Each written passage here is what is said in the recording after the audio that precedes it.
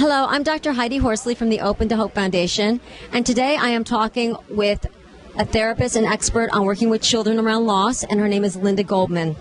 Linda, I would like to know, when a school has children that have had loss, what are some of the things that they can do to help the children that have had loss? The number one thing they can do is recognize that the loss is something that will last for quite some time.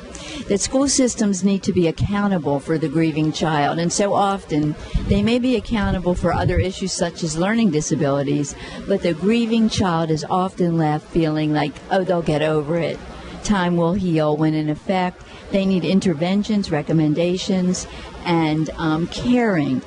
I have in my book, Life and Loss, a child loss inventory for the schools, where schools can document, this is a grieving child, this is the loss and grief issues they've been through, this is the date that their mom died, their dad died, their birthday, Mother's Day, Father's Day, so that in first grade and third grade and in eighth grade, this school system knows that this is a grieving child. I can give you an example. Max was getting ready to play his last basketball game when the coach asked him where his dad was. And Max said, well, my dad had to work. Actually, Max's dad had died a year before, and the school had failed to communicate that this was a grieving child.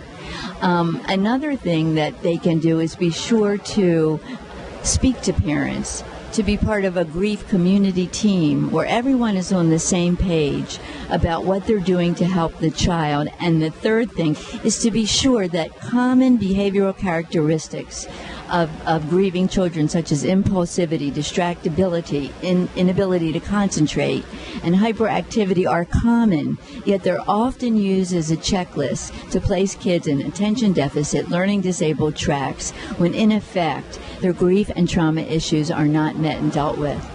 I love this information. I think it is very, very important to know that these kids are grieving, and to know that a lot of symptoms, a lot of behavioral problems, a lot of concentration problems are just common reactions to grief and loss.